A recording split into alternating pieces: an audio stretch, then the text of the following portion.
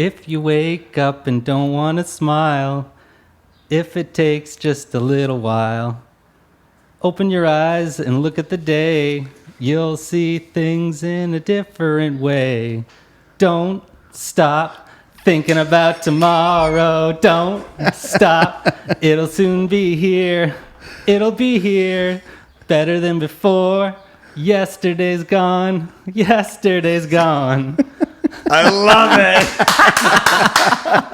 Oh, man. I haven't heard that one in a while. Brandon, thank you very much, man, for doing that. See, it's not so nerve-wracking, is it? Yeah, a little bit. No, it's not, man. You did great, man. I'll give you a little hint. Our 99th show is coming up. I think we're doing 94 today. Is that what we're doing? Can't remember. 94, 95. I don't know. It's all a blur these days. But our 99th is coming up, and Carlito and I are going to be the guests on our 99th show. Yep. Wow. So Carlito and I are going to have to sing, which is going to be a little interesting on that. I'm going to play the banjo. No. All right, so Brendan. Yes. What are we going to chat about today? Basically everything I went through in construction, getting to where I am right now, apprenticeship, and becoming a licensed carpenter. Very, very cool. Yeah, that's something to be proud of, man. Totally. Some bragging 100%. rights for sure. So, I mean, you're a little younger than us. 32. 32. So Yeah. he's what, 2 years Almost younger? half our age. 2 years. But we'll get into that, all that Yeah. stuff. But first, we have our first segment there, Carlito. Wait a second. Are you ready? I'm always ready. No change of mind? I'm always ready. It's History with Manny. What are we going to talk about today? I got to look at this. So I actually got to do a specific shout out to my good old buddy across the pond in the UK in Cardiff, Wales, from @BlueCarpentry, where he listens to the podcast That's amazing. and he always smiles and even laughs when you and I, Carlito, can't convert metric to imperial or vice versa. So he was letting us know the last time that I had a question about metric and imperial, and you guys couldn't figure out footing widths and stuff like that, right? Yeah. So he basically said, you guys really need to understand how to do this. So converting metric to imperial is divide by 2.54. Yep. You know how many times I've been told Hang that? on, the other way around is you divide by 0.0254. And that's how you get the imperial to metric. So I just want to give you guys a little hint. So 1 inch is what? 20 millimeters. 25.4 millimeters. Okay, sorry. 1 foot is what? 30.48 centimeters. It's been so long. I know. But the thing is, and so I want to let you guys know that Canada adopted the metric system in what year? Oh, I have no idea. Oh, it had Before to be I in the was born. 70s, man. We were sperm. So that had to be in the 60s. It's not vintage sperm. It's 1970, right? So, but it wasn't until 71 when we were born that the agency at least was that was set up. right, the 70s. Right. So Canadians also use imperial for opposite reason. They basically use it for raw materials, and that's why we still talk construction for softwood lumber. Yeah. Right. It's measured in feet and I inches. think at that time, the Robbie and the Phillips kind of went same the thing. same direction. Or So why does the U.S. use imperial? because they're smarter than us. Oh, because of the British. Really? Yeah, the British, right? So the British Empire colonized North America hundreds of years ago. It brought the British imperial system to America, and that's why they still use it. What does Mexico use? They use Metric? Metric. We're the only, North America is the only continent. Exactly. That's what it's still, I'm dumbfounded by that. That North America is the only one that still uses imperial. The entire world uses metric, man. The building code's metric. It's metric. I know, but we're all supposed to learn metric. I tried. I bought tape measures that were both. And Come I got on, listen. How frustrated many by it. times have we done this? You know what? You do some forming and you get it after 2 days and you have it down and someone screams out, "Go get me a Forma 600," and you know which one it is, and you start putting it together, but then you forget right away. I forget. My whole C of Q test was metric. All of it. Wow. Well, it's a building code. That's challenging, huh? Yeah. Last point here is metric is definitely better for calculations because you always get an accurate answer. That's right. Versus imperial, you need to round off a 1/16th. Right? So that's the reason why science and math is always using metric, but construction is using imperial. We should start using metric. Listen, if we got it right, he wouldn't be laughing in Wales. So I just want to give him a shout out. That's all, because he brought it up. That's amazing. And by the way, the water in Wales is freezing cold, which I could do with right now, man. Okay, so back over to Brendan. Wait a second. That was history with Manny. Here we go. So we're talking to Brendan from at Red Seal Carpenter or Carpentry? Carpentry. Sorry, Red Seal Carpentry. Let's get into your path, man. When did you get started? What? Well, I just wanted to say, like, you mentioned something that was really important. How did he get that Instagram name? I was pretty impressed that it's Red Seal Carpenter. That's my bad. he just double checked. Yeah, I had to double check. So it's Red Seal Carpenter. Yeah. And I got to say, man, like, how did you score that name? Luck of the draw. Like, I bet you there's thousands of Well, how long have you had it? I'm interested. How did I score my license plate? Red Seal. Yeah, you haven't got, and that never got stolen? No, actually, yes, it did. See? Right off my driveway. See? Yeah, but no one could use it. Yeah, but they stole it, right? One of the kids' walls in my neighborhood. You lucked out, dude. Honestly, I collect license plates. I would have totally bought that off them. Are you surprised that to replace a license plate? It is. Would they make you change the name of the plate? No, so you have to pay for a temp plate. And then you have to wait. Order, because it's a vanity. Yeah, then you have to wait 9 months for fraud protection. Huh? So, someone does a crime using your license plate.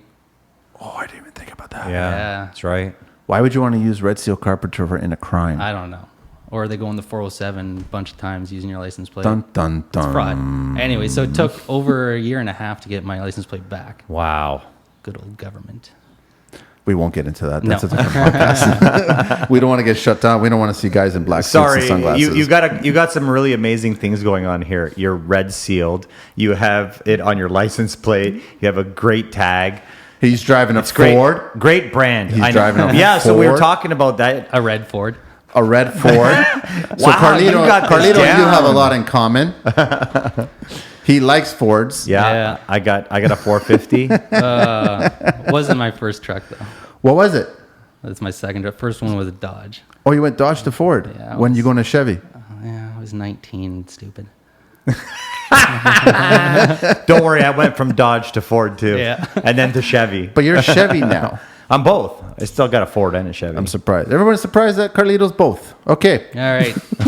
Started in grade 12. Grade 12? Yeah, did Ontario Youth Apprenticeship Program. How was that? All of grade 12. I took all my compulsory courses in grade 11 that I needed to graduate. Grade 12, I did the Sundial Homes Program. A lot of guys are doing that. What is that? I never heard of that. Sundial Homes is a builder. Okay. And then I guess they sponsor the program through Ministry of Training. And basically you go... Is it a co-op? It's a co-op, yeah. So you go in class, you do your safety, and then you go out on site. And are you guys ready to go on site after you do your safety? I didn't do it. Did the safety, and then the builder I worked for was hiring co-op students. And then they asked the teacher at White Oaks in Oakville. Yeah, I know White Oaks. Yeah. And he said, you want to go for an interview? I said, yep. So I went, got the job, and the teacher said, well, you don't have to come back to the site. You can keep working with that because the builder wanted to sign me as an apprentice a couple weeks later. That's amazing, man. You must have showed some really, some good qualities. Yeah. So basically that was first semester, grade 12. And then second semester, I did another co-op program, which is OEP again. And that was in Georgetown because that's where they went through. And then... So I worked with the same builder, got 8 credits again for high school, got paid, even though he wasn't supposed to pay me, he paid me $8 an hour. Still better than nothing. Yeah. And you're learning. I'm learning, and I'm working with a bunch of guys and carpenters. Good guys too, right? Yeah, so when I started, the company had 2 lead carpenters, old English guys, in their 50s and 60s. And they had old school guys? Yeah. Yeah. And then were they super fast at 60? Calculated. And they were metric boys? No, they were Imperial. Yeah. And then, so I worked with them all through high school, grade 12, and then I graduated.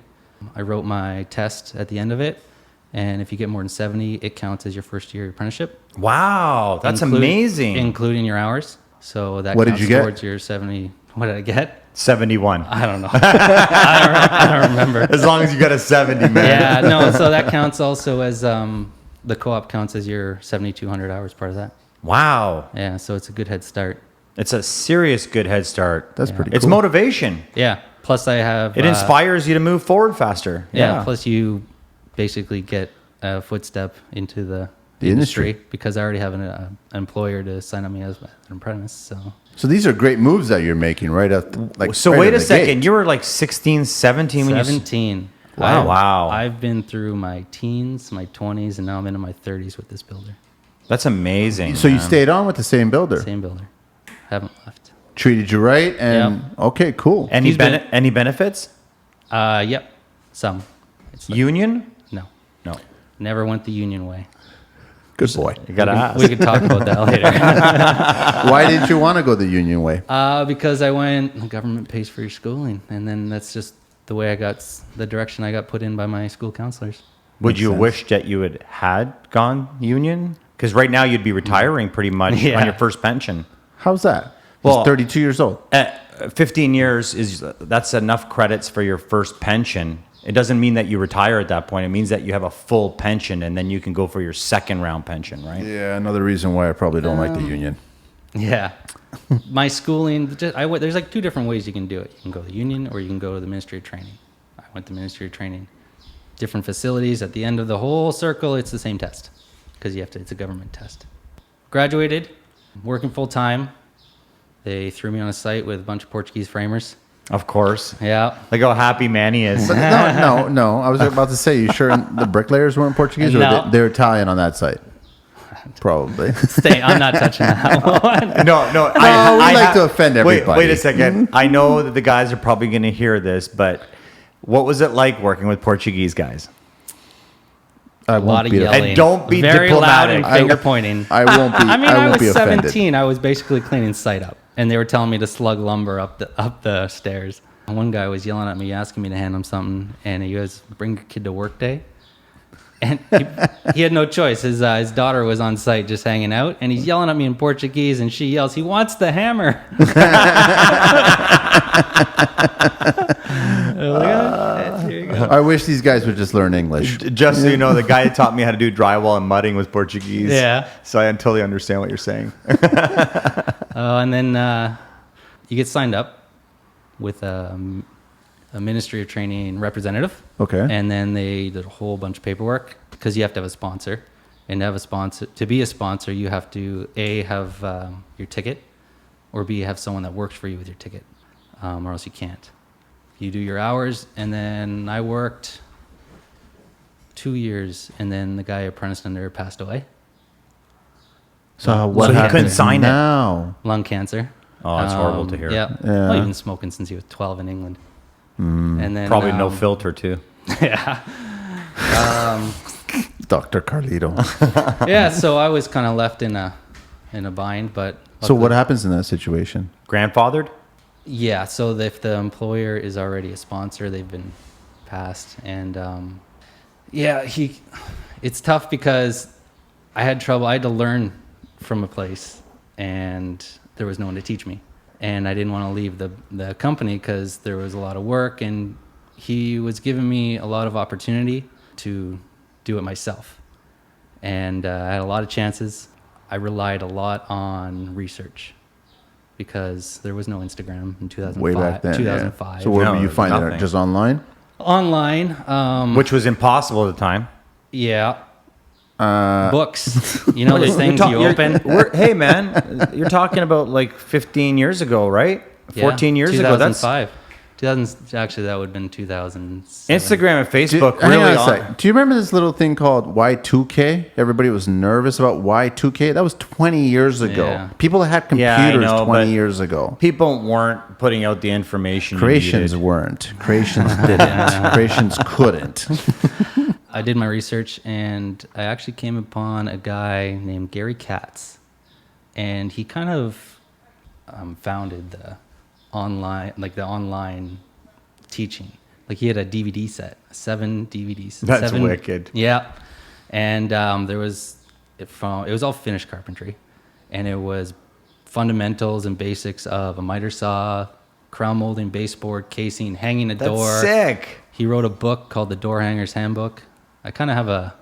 Yeah. He was Do you still kinda- have those DVDs? Because I'll I watch do. them on my I give DVD them to player. I give them to the apprentices when I have. That's wicked. Yeah, you got what you got. Did you learn a lot from that? I learned everything from them. Wow. And research. Like what you do is you get a product, you look at the instructions, Yeah. you learn about it.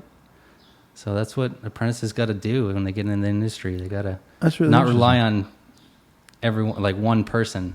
I think you got to look at a variety of ways of trying to get your information. Yeah, I didn't have a choice. I learned the hard way. Luckily, I had an employer that allowed me to learn the hard way and was good about it when I screwed stuff up. But as long as I had a plan, he was okay with it. Oh, fucking Alexa, eh? What is she interrupting us for? She's annoying, that Well, bitch. it's a live podcast in a real workshop. Speaking of which, we totally forgot. We got to interrupt No, you. we a didn't. second. No worries. Yes, we always forget. We never forget. I don't know how we just do it forget. at different times through the podcast. That's all we do. We don't want the show to be the same thing every single time. What did we forget, Carlito? Well, we want to say a big thank you and appreciation to Mark from Skylux for always believing in what we're trying to do and put out good information for people to learn and, share their thoughts, right? And a special thank you to all the hardworking roofers out there, because we've been getting some serious weather, like as high as in the 40s Celsius. For the Americans, that's over 100, which I know you guys think it's nothing in the States, but it's hot. If you're a roofer, it's hotter. Listen, I don't care if you're in the States or not. It's still hot. It's still hot. So a lot of respect to the guys, because we know that 10 o'clock comes around, it starts to get very, very hot. Then you got those 4 or 5 witching hours during the midday. It's insane hot, man. I just got like a lot of respect for the guys. Witching hours. I'm drenched just Dude, sitting I here. start seeing things, man, when I'm up there. And I was only up there for a Oh, little shit. bit. I'm out of here. So thank you, Mark, and thank you, everybody at Skylux, and thank you for letting us do the podcast here, which is great. Let's go back to Brandon. Well, something that we never talk about. We talk about, the co-op. We talk about you going through all this learning, but we never talk about how hard it was for the mathematics in getting the red seal, and how hard was it to learn that? You're talking about really, you have to be good at math to get a red seal. You do. Calculations, stair calculations, a lot of forming. You got to learn. You got to know how to calculate roof rafters. How is your stair building these days? Is it like right off the cuff, as soon as someone tells you here's the opening? Yeah, I look at my phone. I get a phone number to my stair guy, and I call him. So you basically do what I do. Yeah, pretty much. That's technology right you there. know what? Third year is stair building. I don't know, man. It doesn't matter how long you use your staircase guy. A lot of times he'll say, I'm really busy for another month. Yeah. No. Then you have to end up building something But isn't temporary. it funny when they come in and they do it for you, and you just try to pay attention to what they're doing, and they make it look so easy, but then you still did not absorb it? And I'm Yeah. like, I'll just call you every time. Last time I built a set of stairs was probably in trade school. Really? Wow. Third year, you got to build a whole set of stairs with 3-part winder and everything. With a 3-part winder, too. Yeah, which they don't do anymore. I don't. People think don't like I winders. don't think it's code. The most you probably people. No, you can get. Yeah, you can get a. No, you're right. You can get a 2-part winder. Yeah. That's code. It's true. Did Lots you know changed. that? What do you mean lots changed? It's called the future. Anyways, Carlito, embrace so- it. Third year school, you do forming and stairs. So yeah, you need calculations. They go through everything. In the in-class stuff is what you need for that. What was the hardest part of getting the red seal? Because I have a couple friends that have got it, Yeah. and they said it was really hard. Yeah, it's all you're remembering all the calculations. Was that the hardest part? The hardest part, especially on the test, because it's a 4-hour test, 100 questions, and you're just cramming and you panic. But luckily, you pull through if you pay attention. I don't remember half the stuff. Trust me. Well, that's what makes a good contractor. You know what? Under pressure, Yeah. which is the real world. I still have all my notes. I think my wife hasn't thrown them out yet. Nostalgia. Okay. Yeah. Yeah, so I went second year, you go into, I went to George Brown. And So you went to a lot of places. Yeah, so I grew up I was living in Milton. Okay. So they send you to George Brown. And that was a lot of commuting. And then so. How was George Brown? Because we've gotten mixed. Yeah, it was good. It was good. Because I did second year, which is framing and building code. That was good. My teacher was good. How'd you absorb the building code? Love it. You love it? Love the building I code. fucking hate it. I'm sorry, but I hate it. It's a very boring read. Well, I love it only because it keeps the bad guys straight, right? Yeah. Explain that, please. Well, if we didn't have that building code, guys would be just doing what they did 100 years ago and just building anything they want. Oh, so you mean the century homes that are still sticking around? There's still a lot of problems with them. The rock foundations. Rubble, yeah. Boulder, that's what. But the rafters, the hand cut rafters. They're pretty sick. Yeah, with a 1x4 as a ridge beam. Yeah. Still. Where now it gets replaced with what? A 16-inch Yeah, LVL but double? I love them to see them use the lumber we have now. I got to ask you, Brendan, why did you get into construction? I've wanted to be a carpenter since I was about 5 years old, I think. Why? What happened at 5? So my mom kept all my school stuff since I was in kindergarten. I worked with my grandfather. I grew up on a farm. I've always wanted to work with my hands, and then I knew what a carpenter was at that age, and I wanted to build houses. And then my mom had a school project, I think grade 1. What do you want to be when you grow up? It was a carpenter. Wow, and you stuck it through. Yeah, I stuck it right through. So I've had a set path since I was a kid. Was your family in construction? No, my grandfather was actually in the film industry. What did you do there? He worked for Rainmaker Film Labs. He was in British Columbia. Developed film and ran the machines. Oh, yeah, so he's in processing. Yeah. He's in post-production. Yeah. Interesting. And those facilities are dying these days. Well, yeah, everything's on computer, right? I know, it's all digital now. Luckily, he retired a long time ago. Yeah, so he got out of the game. But yeah, smarter. he got me in, just showing me how to build stuff. He wasn't a carpenter by trade, but he knew how to build stuff. So I went through high school, got in the program, and went through the OYAP stuff, ministry training, and third year, oh man, I waited till after third year to write my CAQ. Okay. Now I think you got to write it right before, like right as you finish, go and write it. Why'd you wait? You were just not... Money. Okay. You get a taste of the money. And Okay. You just keep working, and then you put it off. Wait, this was after the $8 an hour, though. Oh yeah. Well, actually, in my apprenticeship agreement, it says state's wage. First year, 60%. Second year, 70%. Third year, 80% of a journeyman's carpenter's wage. What was a journeyman's wage at that point?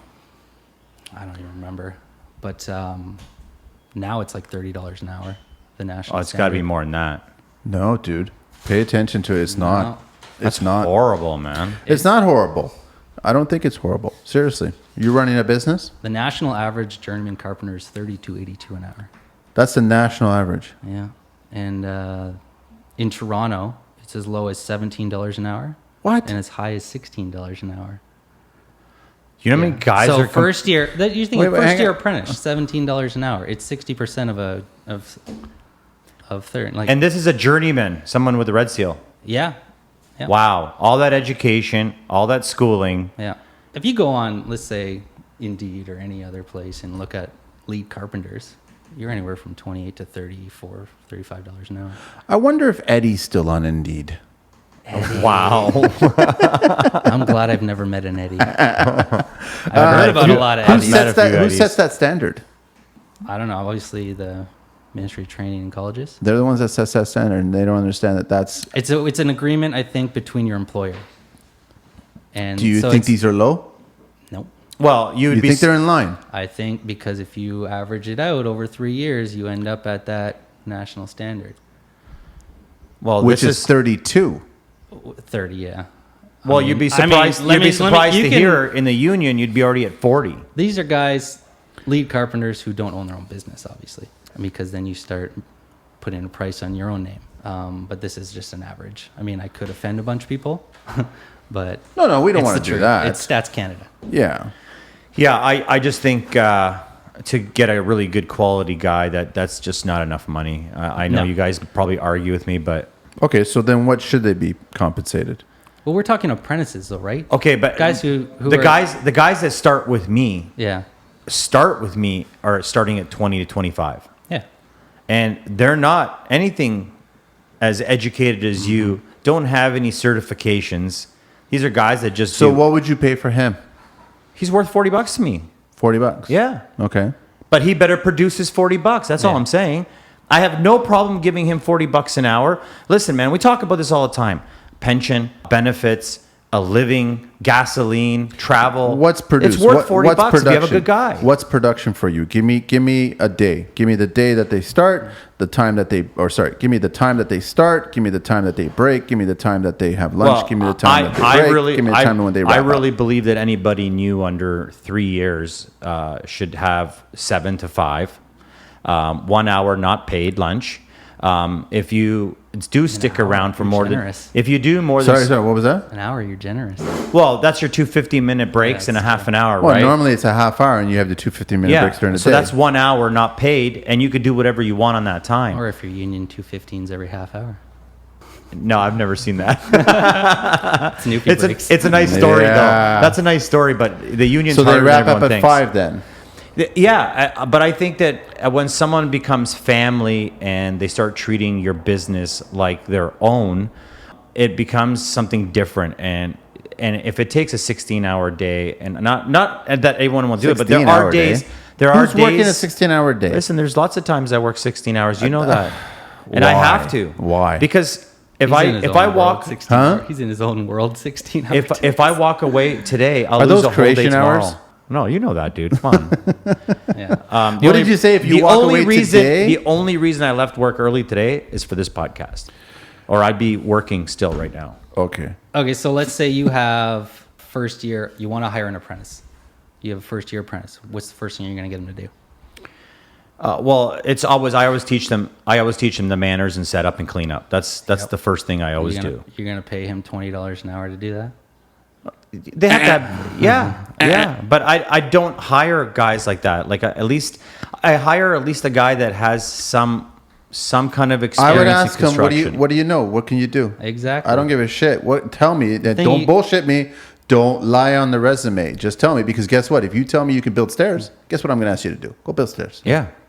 I think You're it right. was Chris that was on here. Yeah. God, I wish I could talk to him. McCaskill? Yeah, I could talk to him. Oh, for days. I want to go up to his shop. I totally want to. And I don't know if you're going to come so with me. he but- mentioned there's a difference between in the co-op students between someone who wants to be an apprentice and someone who's there for credits.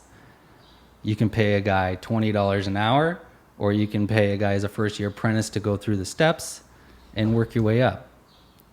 It's true. He's obviously But- you're gonna hire a first year apprentice when he knows nothing. He's green as the grass outside. You almost want that. You do. You want to mold him. Well, to a certain extent, I agree to a certain extent, because you don't have any bad habits, but you still want someone that understands how to read a tape measure and can understand the basic on, tools. like, what, you know how met- many guys I've met that Yeah. don't know how to read a tape measure, In that man? Sundial Homes program, there's half the class who are just in it for the credits. Dude, I know guys are like, what's that? I'm like, that's a 16th. Yeah. How many? They're like, oh, 16th. And I'm like, that's an 8. what's the big That's black tick?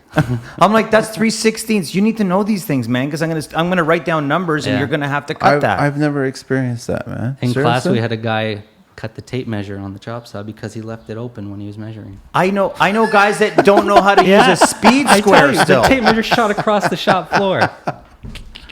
Yeah, it's funny, man. So the I'm difference sorry, but that's funny, man. when you're hiring an apprentice is an investment. It's like a car. You're investing it in the long term. I mean, eventually they're gonna leave you. I mean, people got to realize that. I mean, I'm an anomaly. I've stayed for 15 I was just about years. to say you've stayed longer than you're supposed And to what stay. kept you there? Like, really, what kept you there? Was it habit or like, My employer has been extremely good to me. what's Needed extremely them- good?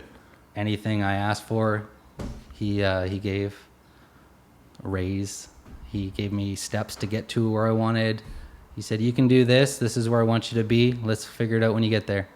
And I did, and we went from there. So a man of his word. Yep. So yeah, why wouldn't you want to work for someone? There's a lot of people out there promise you all kinds and they never Yeah. do anything. So I he was- delivered as much as you delivered. I was off for 2 months for COVID. Had to look after my son. And my boss was calling me every week. You good? You good on money? You good? Wow. And I said, and he'd 'Cause it's he'd family to and him. he'd update me on where we're at. Well, he probably missed you, okay, too. so they shut down as well, too, right? We had jobs ongoing, but Okay. there was nothing for me. And they were kind of, because it went really slow, right? And But now it's madness. now it's madness. Yeah.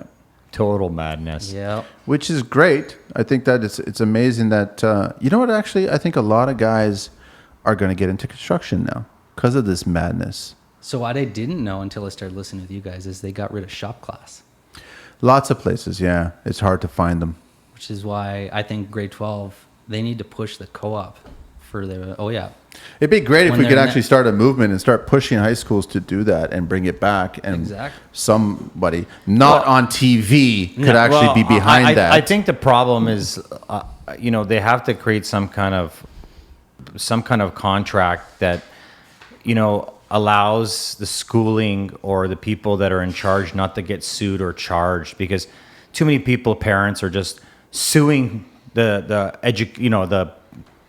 board or the school, and then they ruin it for everybody else when their child wasn't paying attention, right? So it's ruined it for a lot of people, right? But I know shop meant a lot to me. I wouldn't be in this industry if it wasn't for wood shop, machine shop, auto body, mechanics. My wood teacher in high school was a licensed carpenter. He pushed me. He said, you got to get your ticket. You got to get your ticket. I said, I will. I think it's time for Building code talk with Manny. What Maybe do you should have a bell, buddy. What do you guys? No bells, man. I love it when Carlito tries to change the format. It's always a nice collision. What do you guys know about Brendan? I'll ask you, and maybe Carlito knows a thing or two. know. Or actually, he might. You know what? I just realized he might go on a whole conspiracy tangent on this one. Radon. What is radon, and what is the acceptable tolerance for radon in the Ontario Building Code? I have no idea. I don't know. I looked this shit up just so I can Well, we know sound what smart. radon is. It's basically It's a naturally occurring decomposing- radioactive gas that is formed by the breakdown of uranium in soil, rock, and water. which is basically Merck. And it cannot be detected by senses. Cannot be seen, smelled, taste, but it can be detected easily with a radon measurement device. So what is it you tell me about radon? Well, it's decomposing just like we are underneath the ground. The gases have to escape somewhere. They come up through the concrete and they basically sit in the basement unless they're vented outwards. That's what creates a lot of depression in people, sicknesses. A lot of people don't realize why they're feeling not energetic or they're depressed, and that's all because of these gases are affecting their mind. So what is the annual average you're allowed in a home? I don't even know this increment. I'm talking about units again, right? So it's a Beckwheeler unit named after the founder, Henri Beckwheeler. He's the one that founded it. So we're allowed, it cannot exceed 200 of these. That's the max in your home. But you got to pay for the testing. Well, of course you do, right? So if you want to spend the money, but I know that a lot more clients these days are actually spending that money on these kinds of tests, on EMF, electromagnetic field tests. Yeah. They're doing all that stuff, but it's stupid because they're also pumping their homes in with all the data, internet, Wi-Fi, all that shit in the house. So if you're contradicting, you mean? Yeah, exactly. So if you bring everything into the house, but then you're testing the house and you're concerned about all this other stuff, but then also buying furnishings and the materials that you use Well, too. we talk about MDF all the time. It's the same thing. If you focus the on same one thing. thing, you can pick on it as much as you want, It's right? the same thing, MDF, right? So worst. I just thought that was interesting to bring it up, that there's actually a code, part 3, that actually states the amount of radon you're allowed to actually have exceed in your house. So why haven't they changed the code yet to have something mandatory to expel that off-gassing? Maybe not enough people are dying as a result of this, or maybe Yet. not enough people. Well, that's what. Yeah. Why do car makers change their cars after it has to reach a certain level of so many people dying as a result Yeah. of it, right? Otherwise, they just let it roll. Yeah. So you know what I mean? Sometimes the less you know, the better. Conspiracy Live in a bubble. Carlito's hour. That's what we're talking that about. that was great that you brought that up. That was. Building code talk with Manny. It's like having the monkey on the box, eh? Look at that. No, the monkey would be like collecting money, and I'm not collecting any money. Yeah. We're talking to Brendan at Red Seal Carpenter. I'm still amazed that you got that fucking handle. Seriously, man. That's a good You handle. type it in, they say accept, it's good. I know, but you beat everybody else. Maybe everybody like. I don't think there is nearly enough licensed Red Seal carpenters. I bet you there's a few Inuit up in the Nunavut area that are probably tagging Blue Seal Carpenter. Oh my God. You know what? Moving on. At least we're picking on everybody equally. We never picked on any Inuits. No, not yet until now. For you Americans, Eskimo. Sorry, for you Americans, Eskimo. I don't know. Sorry. What? What? Everyone's getting offended He now? doesn't want to go there. No, I'm not Listen, Don Cherry. I'm not going there. I meant to ask you, Ben, what is your background? Canadian. You're Canadian. Okay, so you're not Croatian, you're not Portuguese, you're not Inuit. No. All right, we're good. Let's get back. Did you hear that? I do think in the future they should make carpentry a mandatory licensing, like plumbers and electricians. I thought they tried that. Didn't they try that and there was a little bit of an uprising? There's a lot of legislation involved, I think. Is that what it is? Yeah. And my teacher in George Brown, I won't say his name, said there's a lot of politics between the ministry and the unions about it. No way. And that was Well, all he would shed on that. I mean, when you get educated, yeah. 90% of the time you move up into a position where you're management Yeah. or you're supervisor of some kind, and the educated guys, that's what they do, and the guys that aren't educated have to stay on the tools. So like if you want to be a carpenter, I mean every house has wood. Yeah. I mean, like It's it's just- that important, It's right? the schooling that you need. Yeah, and a lot of guys that are hands-on aren't educated. Would it be a better industry if the carpenters were all licensed? Yeah. Yeah? For what You reasons? wouldn't get the eddies. Really? I think It's 'cause you have theory. I think I'm gonna agree with you. You man. have theory, you have on-site knowledge. You have awareness. You have awareness. That's the biggest one for me. Common sense and awareness is like, It's like any profession. The more schooling you have, the better off you're going to be compared to the next guy. Are there other trades that you feel the same way that should be licensed as well? Should we have licensed tile setters? Should we have licensed? yeah, for sure. Well, it's funny that there is no license. There's no There's a tile pro- school. I think there's no tile schools. Wait a GCs second. should be licensed. Wait I a agree with you on that. They totally should be licensed. I was just talking to Matt from Centurion. He'll be joining us in the next couple of weeks. They're just starting a new school for tiling. Okay, but is it in the same level as school that we're used to? Or is it just another company trying to do something? Well, I mean, let's talk about, it's a major point of your insurance. Water damage, flooding, a house could cost $25,000 in damage in your hardwood and drywall and an electrical fire. I'm just thinking I as think it's important that we educate. running a business. Let's say if every single trade was licensed, how much would it cost now to build a house? It's going to cost more. Yeah, Can you well, guys agree No, with that? I don't think It so. won't cost more No. if everybody is licensed. You guys are living proof of it. We just had an argument. I'm not red sealed. I've been doing carpentry my whole life. You're willing to work for $30 an hour, right? Like I mean, no, but He You're never funny. said that. He said that that's the That's the national. national standard. okay, but, Yeah. never but you said agreed that. with it and you were Yes. okay with it. Yes. So by saying you're okay with it and you agreed with it, that means it's okay for you then. Because it's okay for someone else, it's okay for you. Not necessarily. No, but you have to understand that. It's contradicting if you don't agree to that. So what I'm saying to you is if we had more people educated, it would just mean that things would run more efficient, organized, and maybe less fatalities on site, like less injuries. Let me just say this. How many political officials are educated? I don't know. I think we're going a little... Trudeau's a Who's drama Don teacher. Cherry? what I was what I was getting to is, I don't want to offend people, but you need a license to cut hair. You do. You Yes. do? You are not allowed to cut you someone's do. hair without Then you should have had a license to cut tile. But you don't have to have a license to build the home they live in the rest of their life. It's true. You know what? And I mean, I want to see education. I really do. I wasn't educated, but I want to see education. I'm just doing a bathroom right now. I'm finishing for another builder. I'm working with a builder right now. Here we go. And and the walls, the washroom walls. Everybody knows that when you do a bathroom, crowns are out. In this bathroom, the crowns are all in and out, and I'm like, I just who do the L- hell I just do framed this, LSLs, man? The whole thing, LSLs. Really? Yeah. Is that how you normally build, or that's how you want to build? No, I convinced my employer that's To go, really? Yeah. No callbacks.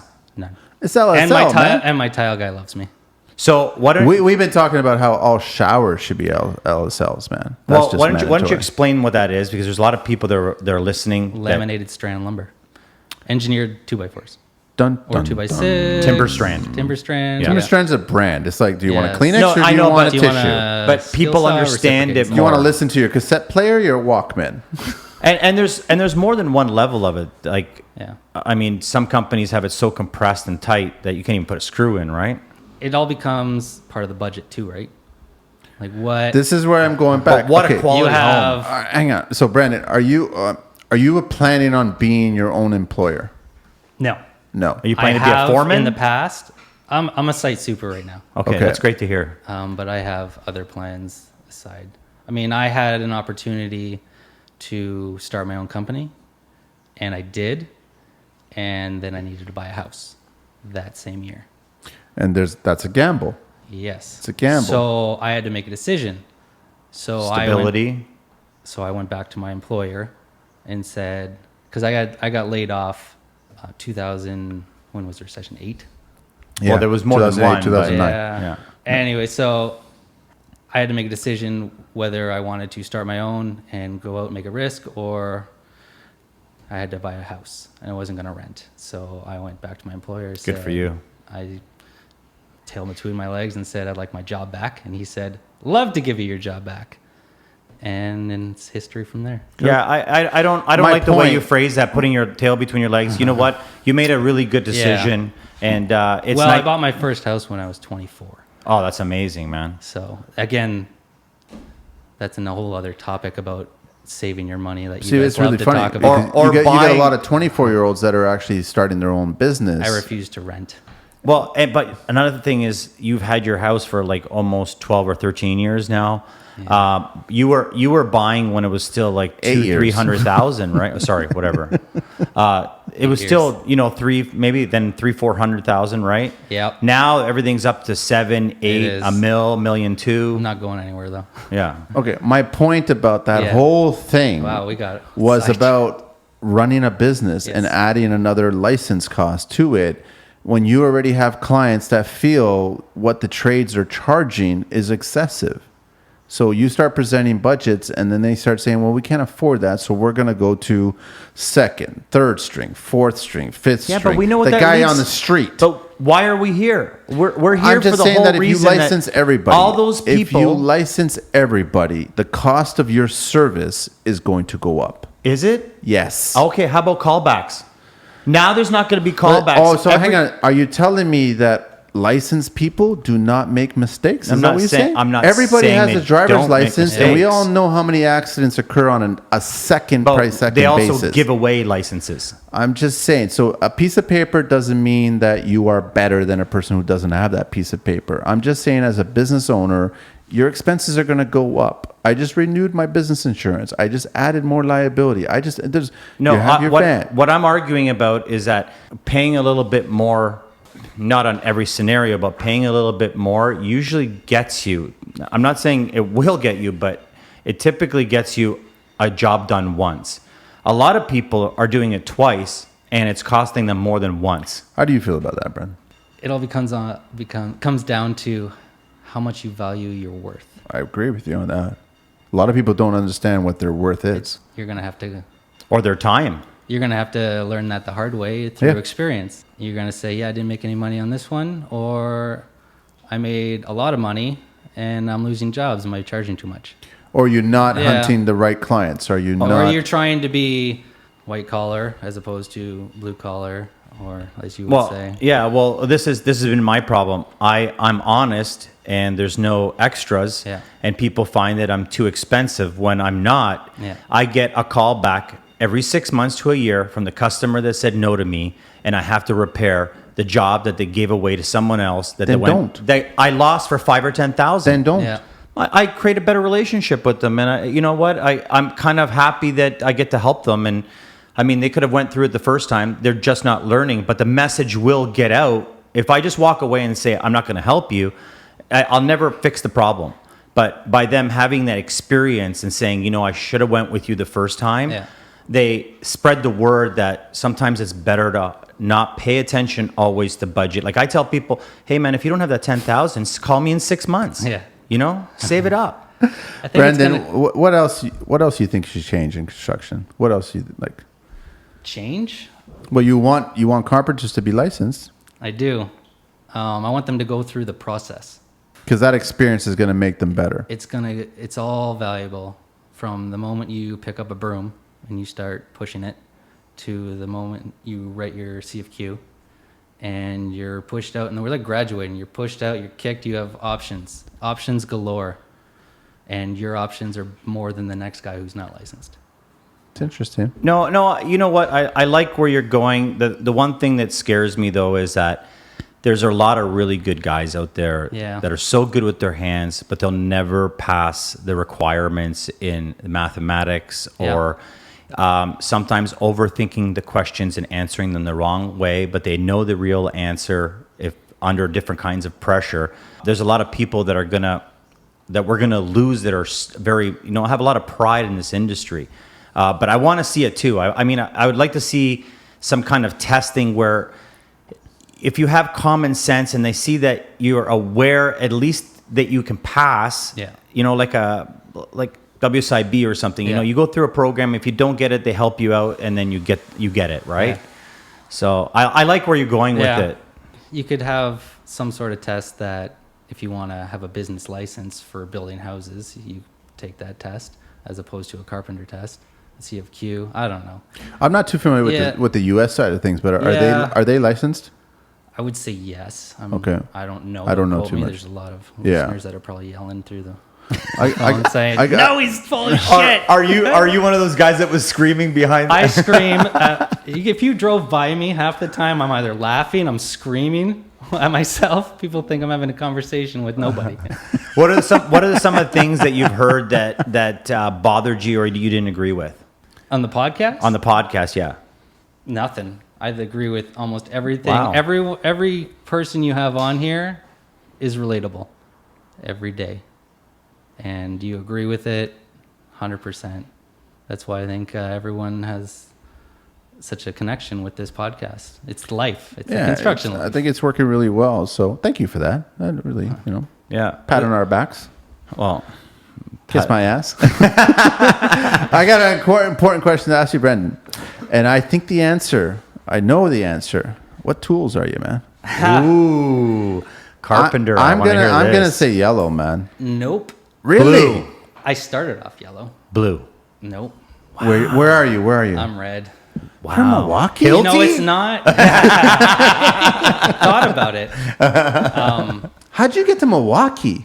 So started off with DeWalt in the XRP days. Then Milwaukee was a lot better before the DeWalt 20. What did you like more about it in your personal opinion?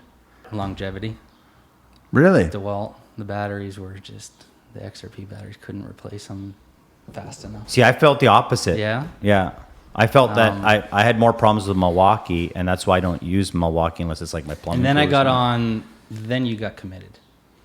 And then I bought the set, the kit. 25 batteries. Yeah, and then I think I have like 8 12 volts and probably 12 5 amps. So now you're in Milwaukee and you're staying in Milwaukee. No, I don't really need any more tools. So if I had to replace it, yes, I would go Milwaukee. And what would you do if now that what's out there and all the new things, what would you go with? Hilti. Ooh, nice. If I wanted a cordless set, I would spend the money on Hilti, but Makita has a lot of options. Yeah. Yes, they do. I mean, I have all my Hilti, but I'm really starting to like my Makita stuff. Like, I got on the green crack craze too, the Festool craze. Oh, did you really? Yeah, a long time ago. I ended up. What do you have? Kind of sidetracked, but through my apprenticeship, I had to do everything myself. I had to learn how to work by myself, and Festool kind of does that. Is geared toward that. You start breaking sheet goods down with a track saw, you can do it by yourself, and you're doing the same amount of work for half the labor. I love track saws, man. Yeah, I do too. I do love track saws. Yeah. I gave my DeWalt one away. You're crazy. Yeah. I wish you would have gave it to me. I replaced it with a Bosch one. I'm sorry to say. Yeah, much I know. better. Much better. It's a good system, but we got sidetracked.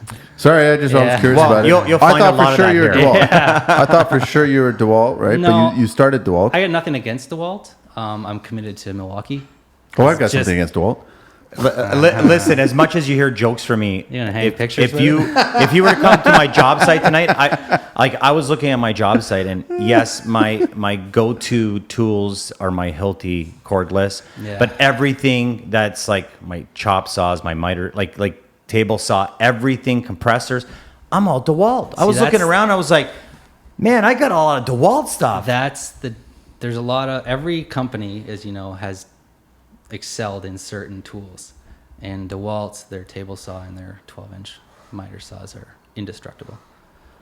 Wow. And the rack and pinion on the DeWalt is, I mean, easier. I've been through, much easier. I've been through 2 Bosch table saws, and no issues with those other than the fence, but the new fence on the React saw, which is only sold in Canada, which is actually if really I'm good. going to spend $1,800, That's the thing. I'm getting a saw stop. You're getting a saw Well, stop. I totally understand. I was using my buddy's Bosch today, and they definitely behave different. Yeah. Like my DeWalt is like baby steps. It's like very straightforward.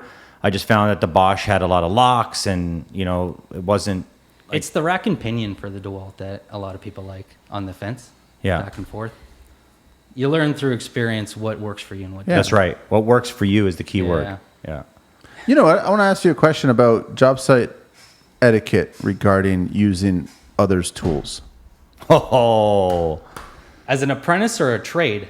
Very, very good question. And then that leads us to the question of, as an apprentice and you're a sponsor, do you supply them with tools? Do you? Certain ones. Which ones don't you? The power tools you should supply for them. If they're starting out, you get a pouch, you get the basic tools. Here's the question. What if you get the apprentice a brand new $400 worm drive and they kill it? I had a guy that was on site. He said, rule number 1, listen to everything I say. Rule number 2, don't cut my cord. Wow. Really, yeah? Honestly, how many people I've seen cut the worm drive cord? Any circ saw cord. Yeah. I've done Not it anymore. once I got the I've done it Makita once cordless before. now. And then it goes from 12 feet to 6 inches.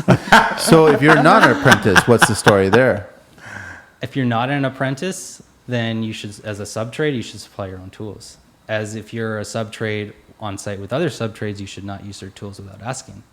Is it fair to say, because I had a little gripe happen, what are we, Thursday? I had a little gripe happen this week, which I wasn't vocal about. I just kept it in. Is it fair to say that every single trade on a job site has a collection of tools that can do all the tasks that are necessary to do? Yes. Or is it surprising to see that should a plumber have an oscillating tool? Yes. Yeah. Okay. But 10 years ago, they wouldn't have an oscillating tool. No. But I think today they should.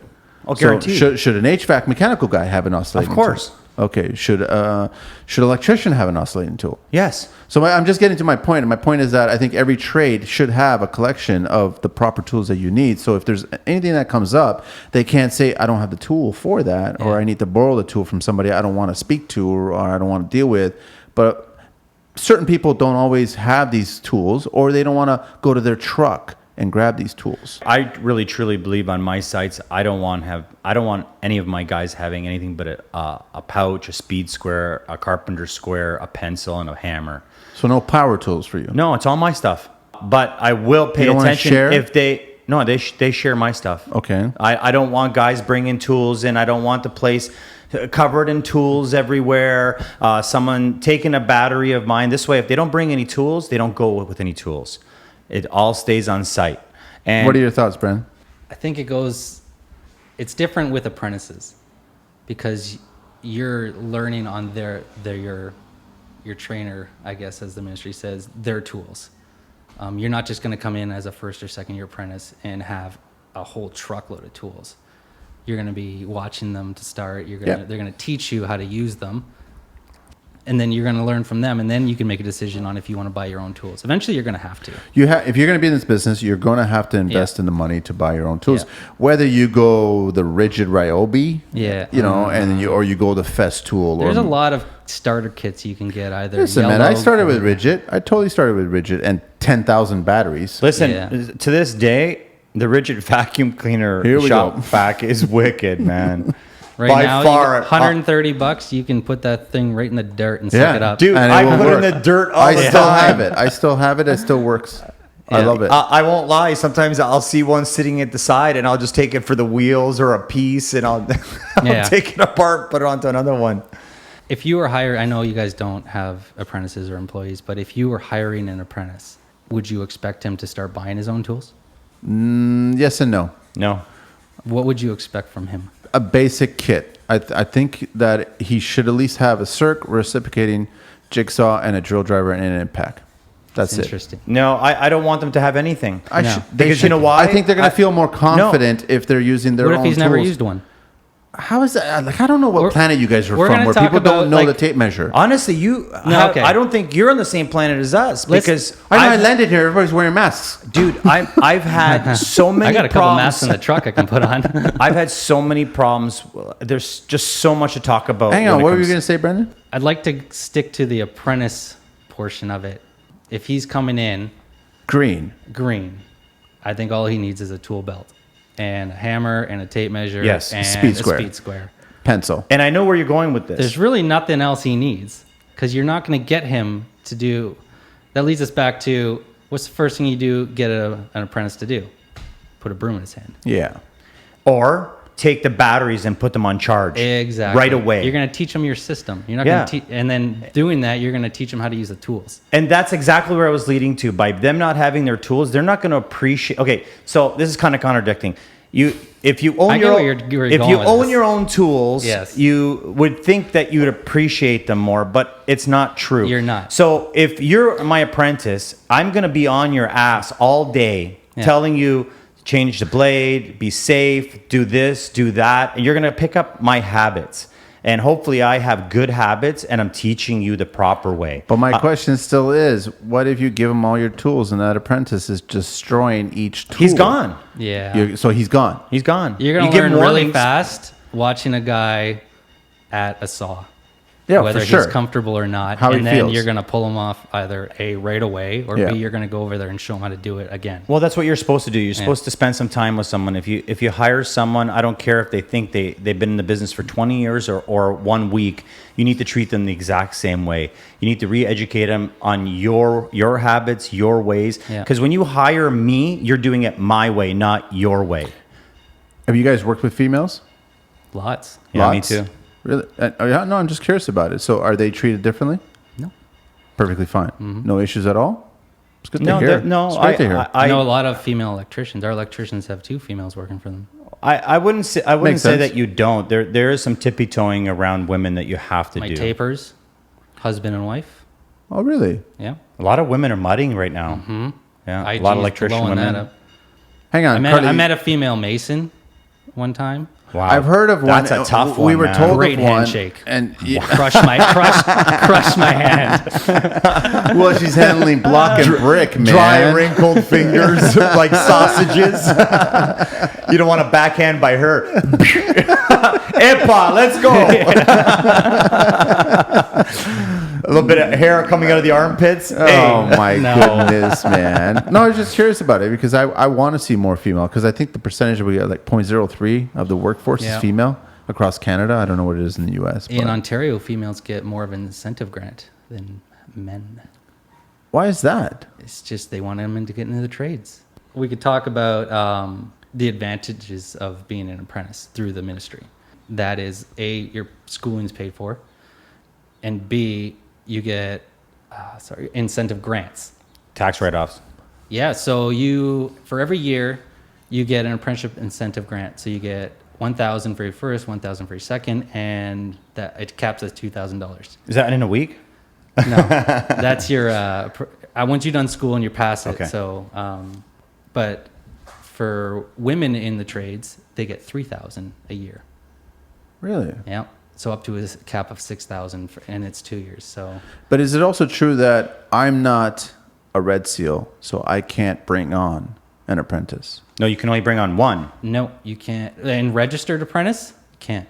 See? See, I you thought it was have. This one. is where I come in because to have to be a sponsor, you either A, have to have someone who is Red Seal, a Yeah. CFQ, Yeah. or you yourself have to be one. Yeah.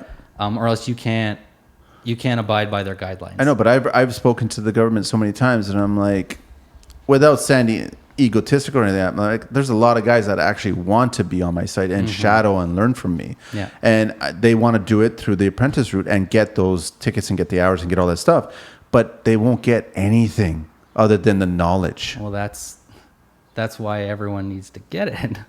I know, but It's tough because for me to there's- get it, I yeah. have to go through exactly what you went through, and I'm 48 You years don't. old. Yeah, and you can I'm- challenge the Great, test. great point, Manny. Though, great point. You can I know you can also challenge the Yeah. test and go through that whole route. And I was like, no, I'm not. Yeah. I'm done with this. There's a lot of builders and carpenters that are amazing, high level, and they should be not even have to write the test, or should be able to take an apprentice on. Should just walk right in, high But- five, boom, gone. But they need guidelines. So I get it, but if you can prove that you are as informed and educated as someone who's gone through that, then you should be allowed to. I think it that's should the- be like that's the writing your that's the business test, license. though. Yeah, that's a test. So I mean, that's something. Well, it's like to a consider. business license, a construction license. If you're going to get your your for drywall or whatever else you want to do Yeah. in the city of Toronto, you have to write a test. I think that Drywall's its own trade. yeah. So if I think that by challenging it simply like that, it would really help a lot of things. But the costs are still really high. I mean, going back to school. You know, it's funny and- you say the Well, costs are there's really high, but yet incentives. you're a Hilti most expensive tool guy. This is why you got to start young. Yeah. Because But that's also saying something completely different too. I don't. Is it I not the have, person and I not the have tool? not, and I'm not just saying this. I have not had one callback on my Hilti stuff. I have not had one problem. I don't They don't give me anything. Yeah. I don't get anything from them at all. I don't have any problems. With your Hilti. Yeah. Ever. No. It's wonderful. The only thing I have a problem with is not charging my batteries in time. we went from incentive grants for apprenticeship to Hilti. We but always do. He was talking. He brought it up actually. And Yeah. said, I'm just you're saying, spending I money. think there's- but it's saving money. Anybody in construction, I find it really interesting how they weigh expenses, how they look at costs, how they consider certain things really expensive or what they charge, but then they'll go out and they'll spend $2,000 on a Festool vacuum. There's perspective, and I think it's directly attached to your self-worth. Yeah. You have to figure out how good are you? What is your worth on that value that you're bringing to the table, and what brand you're building? Sure, if you're delivering a certain kind of quality, then you need these tools to deliver that quality, then great. But we also know the good old myth that it's not the tool, it's the person. So there's no reason other than to showboat and show off if you want to get all these high-end expensive tools when you can still do the same job with these low-end. No, and Manny, that is so true because, like you know, I worked for the city for a little while. These guys, all they did was warm drive everything, and I'm talking about they're cutting sheets of plywood, form ply, and we're talking millimeters, and they're cutting it straight. They're cutting 6x6s, 4x4s, 12x12s. Yeah. Chainsaw, warm drive, hammer. Basic caveman tools, and they're building unbelievable chambers, vaults. They're building the city out of this. So, Manny, you are right. I mean, but if you're really good with your hands and then you get a really good tool, it's going to make you more efficient, faster, and cleaner. And Well, that's the point. But it goes of back to Brendan's point earlier on when he was 24 years old. That you were like juggling, do I start a business? Do I buy a house? Do I start a family? Do I do all these things? So you just have to get perspective on where your dollar is going to go. You got to think about those things from the moment you start.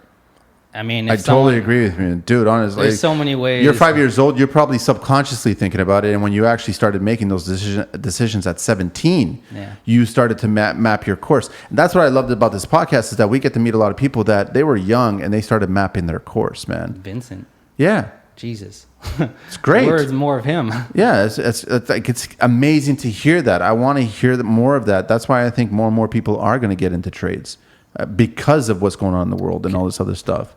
But we got to take a little segment. I don't even know what the fuck Carlito's going to do because I don't know. Is it called Carlito's Green Book or what's the story? What is it? Carlito's Corner. You know what? It's Listen, over to Carlito's it's, Corner. Sometimes I've been trying to change it around a little bit, make it a little bit funner, a Like little bit more Caitlyn Jenner interesting. change or what? What's going on here? And my co-partner Don Cherry here. He doesn't want to keep it boring, so I'm just going to stick. Informative, I'm just going to educational. stick to it. But I do think this is very important. You've heard me just kind of say, I don't want to talk about this bullshit, but it's really important. I mean, obviously, Green Book talk is important. And so, since we were talking about etiquette, I think it would only be right to suggest. You're eyeing me down over here. You know the game. How much is the How first much? offense? So, constructor failed. $5.50. You've been watching You're listening to Manny too much. Constructor failing to ensure cleanup of toilet facilities availability. So that's just a key word, I guess, for them at the very end. Just keeping your outhouse clean or the bathroom in the person's house clean. What would be the offense? 250? Low.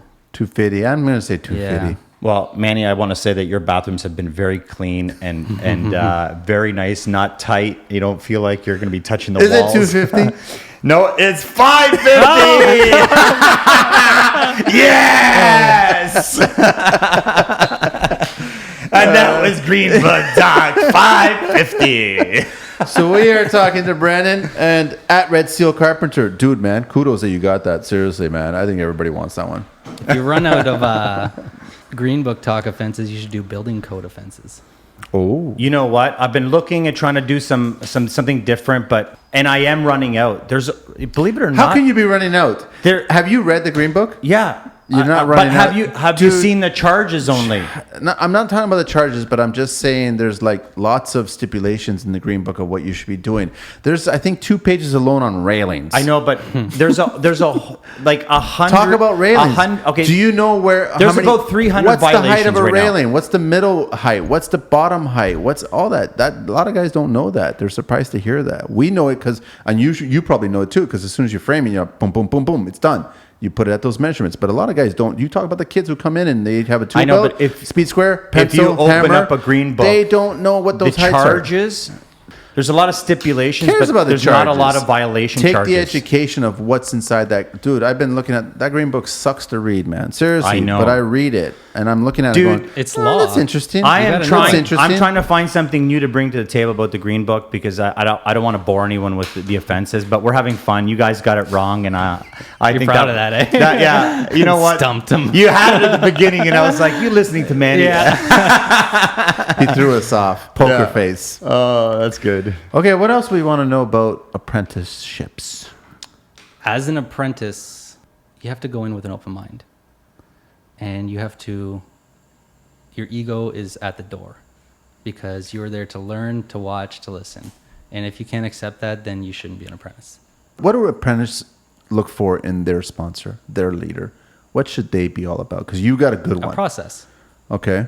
You lead by example. I mean, no one should be put down. I've seen that many times where people yell at apprentices, and you should always have a good environment for them because millennials. They're going to run the other direction. They're going to drop it and say, I'm going to go work for the next guy. Well, but can I also say you are right. Nobody should be screamed at or yelled at. I've been screamed at many times. I'm at the other side of the table now, and not that it's right, but I do want to say that running your own business or running a large firm for someone can be very stressful. And if someone's coming to work but they're not there, they're just making everything more difficult. You should hear it. You should be able to scream at someone and say, "Hey, man, are you fucking here? Snap out of it." Let me give you a scenario, Brandon. Sorry. What if you're up on a scaffold and you ask the apprentice to cut you a piece of ply for sheathing a little roof nook? Mm-hmm. And you don't want to just do a square edge. You want to get a little fancy, so you want to do a bevel so then it actually is tight to the sheathing vertical. And you want to do another bevel on the face of it so then it looks nice and clean. And then you give the measurements to the apprentice. They go and they cut it. They give it back to you, and it is wrong. It's in the shape of a wedge and not in the shape of, you know where I'm going. How do you react to that scenario? Do you take the sheet and throw it at him as if it's a spear and just go, what's going on here? How many times are you going to screw it up? I've gone through measuring fascia for gables and with an apprentice, and the third gable down, he's still having no idea. It's not registering what we're doing. I So said, how we're do you measuring have- from the same point Yes. the last 3 gables. Yes. Some people just not going to click. They can't wrap their head You're around going to it. realize that, and then you're going to say, I'm sorry, but This job isn't for you. This isn't going to work out. So after you're what? The third mistake, you say that? The second mistake? The first mistake? No, probably the third. The third mistake. If he screws it up after you try to explain it to him again, then he's not retaining anything. Okay, I just thought I'd ask. But I mean, this Just is for the record, just for the that or record. you're not explaining it Correctly. well enough. well. I know, but let's say there's 2 apprentices down on the floor, and one totally understood what I was talking about, and the other one didn't, and this is what I got, right? So, and just for the record, I didn't yell. I raised my voice, but I didn't yell. I just said, I don't get it. Did you not get it? Did you get it? Not get it? Do you understand? Manny, first of all, when I know how you get angry, you don't have to yell, but you can be very aggressive. I've seen guys get mad and throw saws. Did you just hear him? He just Seriously? Yep. And I've told them to leave. Wow, that's serious. Eh? Yeah. Did you hear that? No. no. he threw what at you? No, I've seen guys. This one guy was having trouble cutting something with a sawzall, and he got so mad at it because someone screwed him over, and he had to cut it out. He threw the sawzall down the hallway. I said, "That's not how you Well, no, hold that's yourself." Wait, hang on a sec. More importantly, was it a Milwaukee? A DeWalt? DeWalt. Makita. DeWalt? The one with the Allen key on the end. Oh, I hate that, man. That I think that's why he was gone. angry. I think that's why What he was sound angry. did that thing make when it was going down that hallway? No, and Probably crying. I'm not gonna go You know, there. do you know how many of those have fallen on my hardwood floors by the plumbers? And I have freaked out, man. Why don't you have floor protection down? You're the GC. This is the beginning before all this floor protection, really. That's one, Really? that's one of the first things you need to teach your apprentice. Yeah. Well, now respect the household. Definitely now. That's definitely one Wait a of the minute, this is first things. before floor protection. So what is this, 1912? You know What's what? going on here? It's crazy. The other day I was working. I did these 50-inch tiles, and it's porcelain glazed. by and, himself, one arm. Yeah, probably. And suction cups. Yeah. But it was heavy, dude. Really heavy. Croatian will. Anyways, I covered the floor, and I say to myself, how many times have I dropped something on the floor by accident? I'm going to put some more extra floor protection. Guess what happened? Dropped it. I dropped a screwdriver, and if I Yeah. didn't have that floor protection, I would have had to pull up that 50-inch tile, man. So you're all right. It's really important to do floor I think protection. that's what you have to teach your apprentices is Accidents happen. accidents happen, but in the beginning you got to teach them respect for the tools, respect for the trade, Your business. the business, everything that you are providing them, including the homeowner's house. Here's the thing, Brendan. Is there a line in the beginning? And when do we cross that line? And I say line in this respect. At what point do you start becoming a little friendlier to the point where you want to be a buddy kind of thing? Like, let's say you guys are getting along. All of a sudden, after a few months of working, okay, come to the bar, have a drink, and chill out. Is there a line, or do we separate this? You separate it. Business is business. Yeah. This is education. I agree. I've lost too many friends in this business. So, but at what point? A year down the road, you guys were working really well. when you become sub-trades. Okay, that's how it is. I mean, I get family, employees are having a good time. So you but never crossed that line then. I've never crossed it. So you never gone and had a beer afterwards at the end of a nice job. I do now with guys I used to work with, but I used to work with them. Oh, okay. So not on the same job site. You Now always keep it they've all professional. gone, done their thing. You know, I think. I mean, it's- after work, the first thing I do is want to go home. I don't want to go to the bar. I think it's really important not to become friends with someone, even if they are your friends at work, because it's easier to fire them. Yeah. And if they're your friends, you're just going to kind of tiptoe around the problem and never get it resolved. They need to know who the boss is or who's in charge. I mean, I'm willing to hear constructive criticism on the site, There needs to be a hierarchy.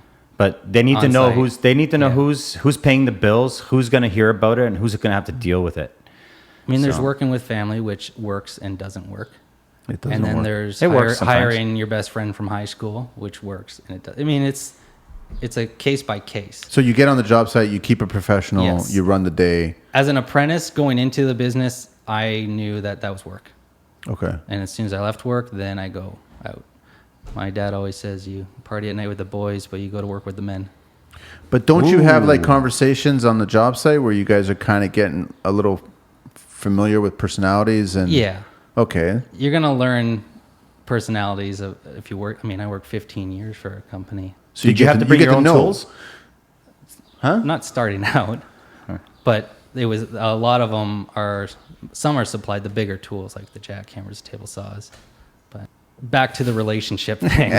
No, I'm just trying to figure out because at what point, and I agree. Trust me, I agree with you guys. It's business is business. Yes. I do like having that kind of camaraderie, right? Yeah, where you have that's that. exactly That's what it is. I like that because I think it makes for a better work environment. Everyone's hungry, everyone's jazzed. You want to get the objective done. You want to get the scope done.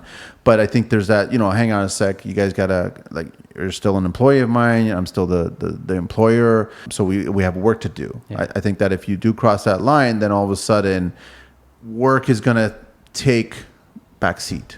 Yeah, you need to know when it starts affecting the business. Yes. And I think the older I get and the more jobs I do and the more experience I get, and also speaking to other people that have more experience than me, I can see the reasons behind that. I can see when you're actually in the job site at the moment, you can see that there's a shift. Yeah. And I want to avoid seeing that shift. I don't want that shift to But- go completely. I think it's also a maturity level. Here's a perfect example.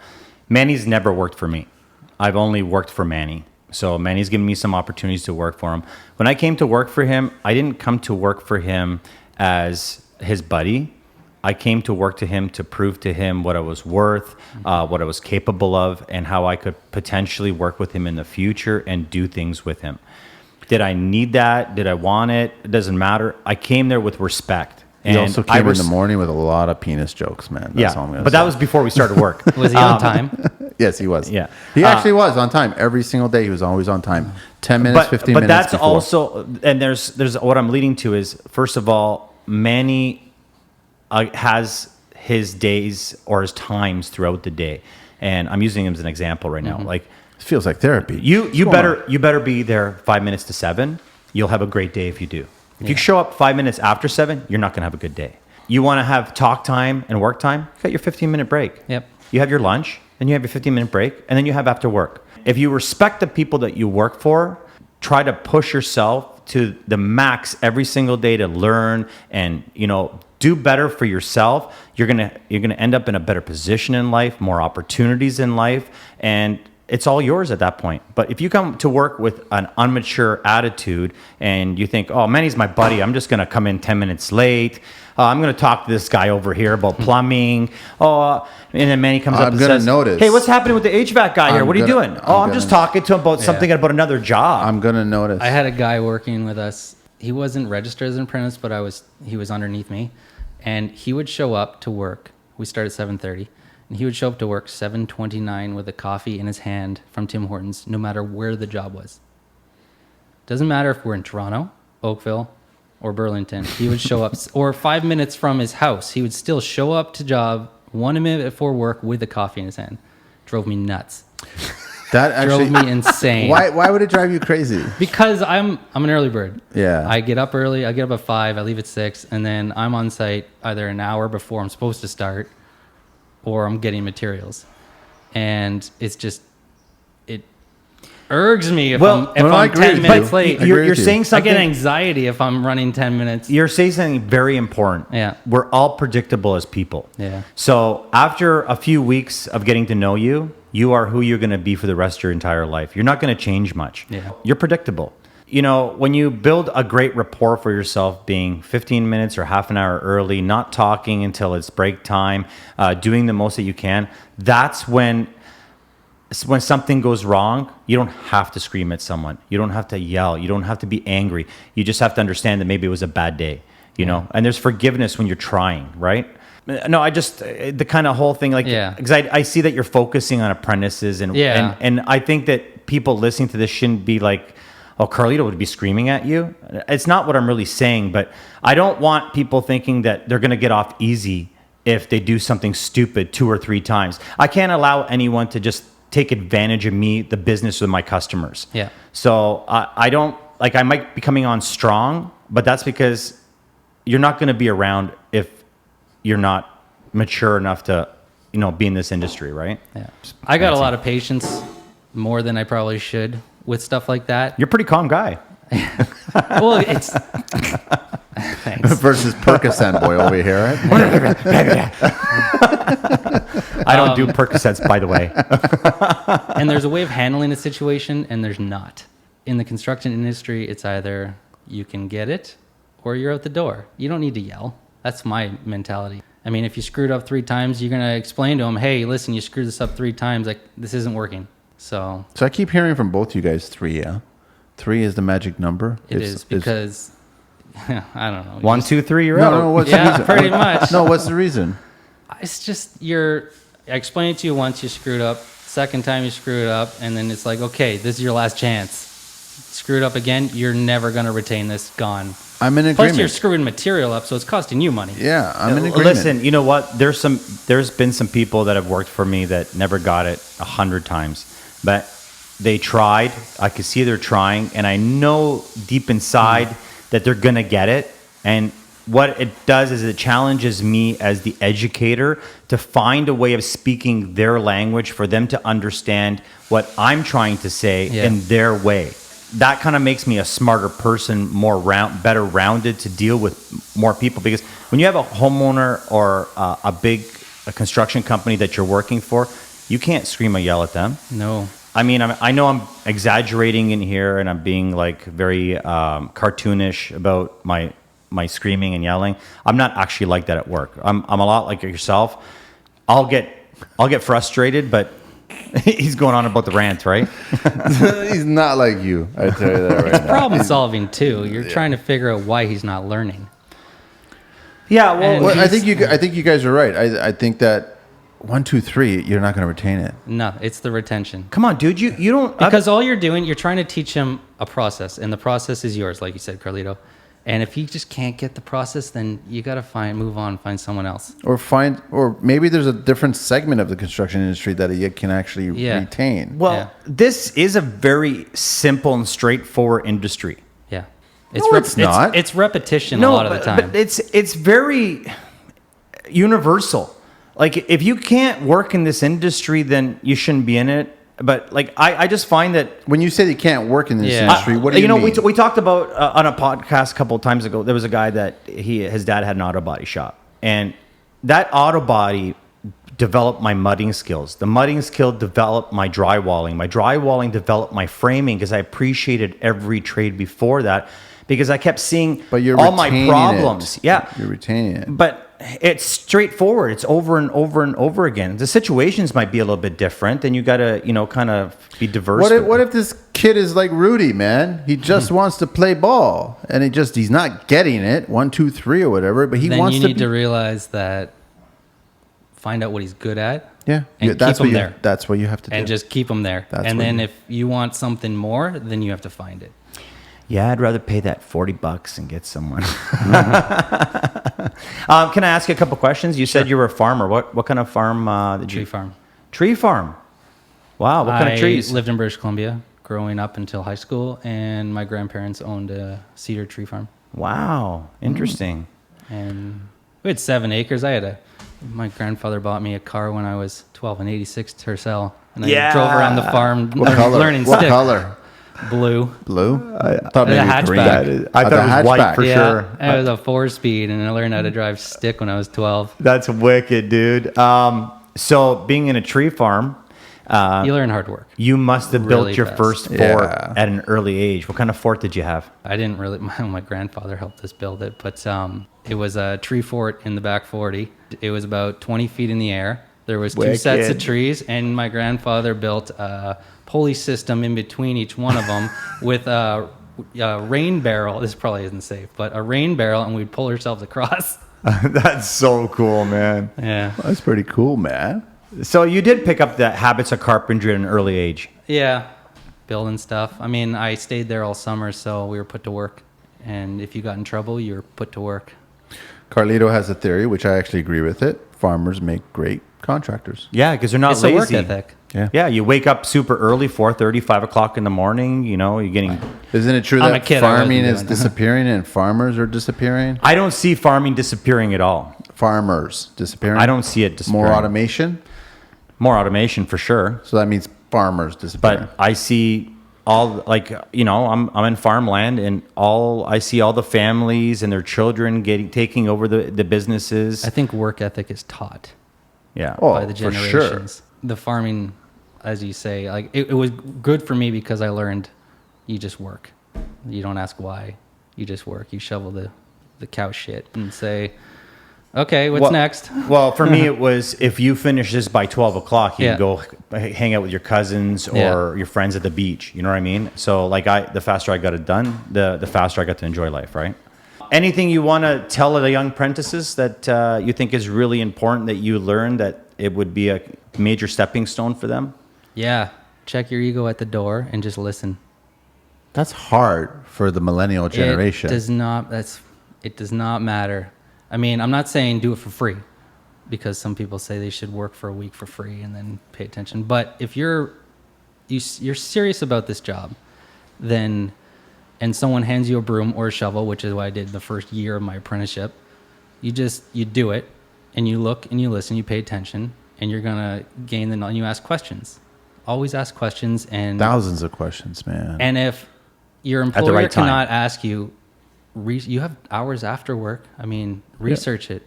I did. I had to learn process by myself because no one was going to teach me it. Are you teaching now? Do you have someone else underneath you? Right now, no. No. You looking forward to that? No, I'm trying to. You want go to in a avoid it? Different direction. Okay. My company downsized huge in the last 5 years. Like So when it's I only first started, we experienced had a guys. commercial division. Okay. And then over the process, everyone left. Apprentices, like I say, they're temporary. They're never going to stay with you forever. They trained, wrote their CAQ, and now they're off doing their own thing. What percentage do you think it is That stays? that goes? That goes. Honestly, I think all of them. Really? I mean, you can get the lifers like me. So I'd say about 90% leave. Like you get licensed. If you go through the process, people want to be their own sole proprietor. They want- Everybody. yeah. I think everybody I've met wants to be that. Yeah. I've worked for people with my own business and stayed with them for 15 years. Yeah. And I was still running my own operation, working under someone. It felt like it was my business, but I always knew that I was somewhat of an employee Yeah. still. You know what I mean?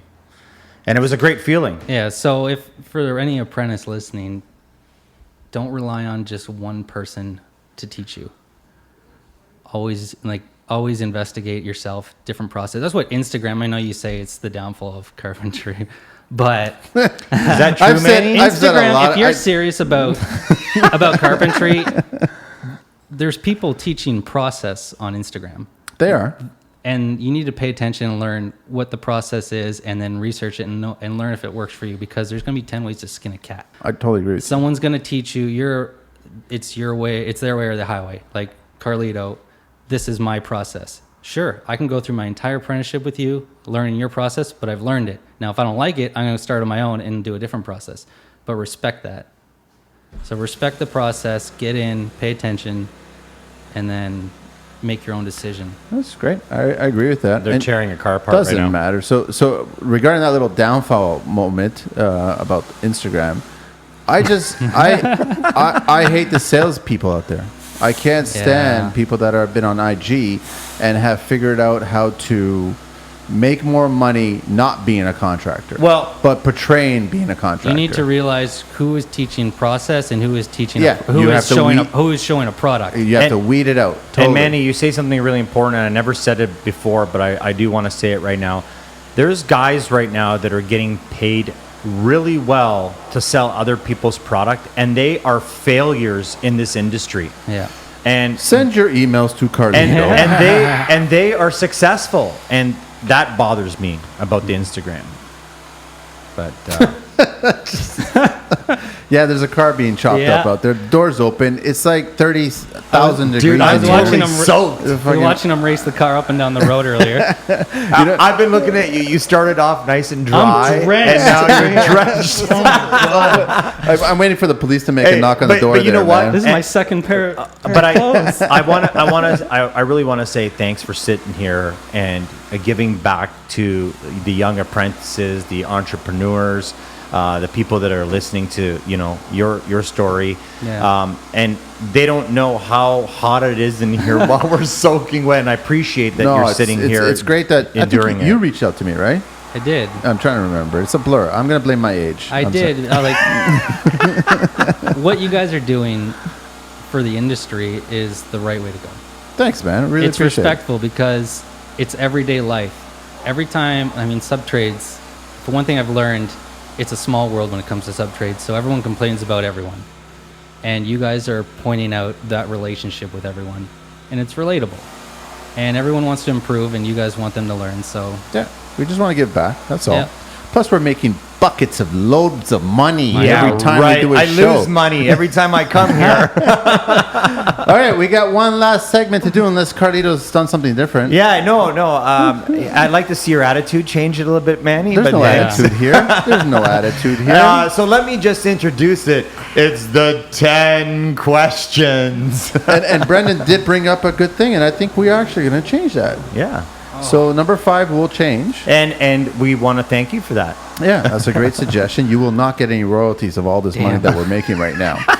We What about are the all sponsors? familiar. Yeah, we're all familiar with these 10 questions, and here we go. We got something going on outside, but we just got to speak louder. Well, they're taking those rims off that car. I'm going to go that off. better not be my Ford I'm going outside. to go offer them some money right now. Number 1, what is your favorite construction word?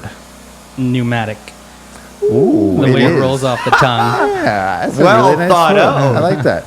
What is your least favorite construction word? Change.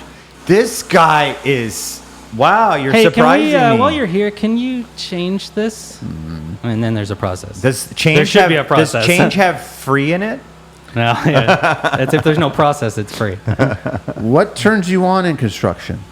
What turns me on? It's a final product.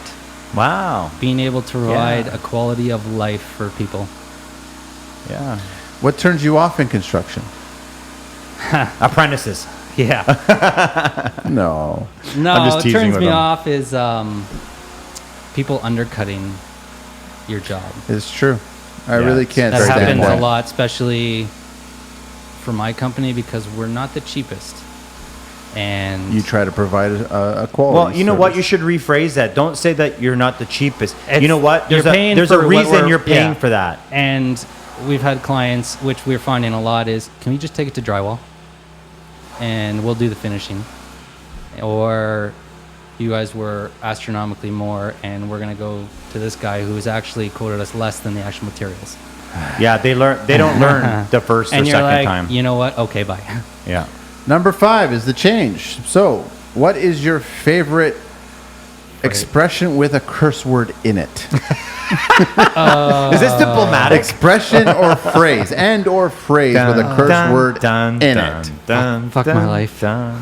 Fuck my life. Okay. You What- walk, yeah, go. What construction sound or noise do you love? A pneumatic nail gun. The pts. So a finishing pneumatic. Yeah. Not cordless. Cordless. It doesn't always go in. Yeah. What construction sound or noise do you hate? Along the same lines, a leaky air hose. I know, eh? compressor Especially when won't that stop. apprentice go- hits the hose. Just want to go there and cut the end off. Say, now what? What Time for a profession? C-clamp. What profession other than your own would you like to attempt? If I could do it all over again, I would be a heavy equipment operator. Ooh. I like driving big machines. Big bad back, eh? Yep. Commentary by Carlito. What profession would you not like to do? Oh, definitely. I wouldn't want to be a nurse That's true. or anywhere in the health services. Number 10. If heaven exists, what would you like to hear God say when you arrive at the pearly gates? Like him to be singing Bob Marley. Any Every little song? thing's gonna be all right. I said, don't worry. Yes. Excellent. You did very well. Brendan, thank you very Thank much. you. Catch him online at Red Seal Carpenter. We really appreciate you being on the show. appreciate it. Very refreshing. This has been really great. And I know that he and I were talking about it, and we're like, we're looking forward to more and more guys like yourselves sharing your experiences about the industry, how you guys got in, how More you guys him built than it. me. I like it. I personally like it, but it's good. So anybody out there that wants to come on the show, please reach out to me, because if you send an email to Carlito, I don't know where it's going to go in the world. Well, I put my phone down. I don't He's use working it as a all the time. leech. Sure. Or a leash. Run a business and build a podcast. Yeah, that's stupid. You got to get work done. So please reach out to me if you want to be on the show. And we thank you again for sharing your story. Thank you. And Carlito, I think we got to get out of here. This sauna, this hot heat, hotness. Get us out of here, I man. gotta change again. 416 area code humidity 32 plus.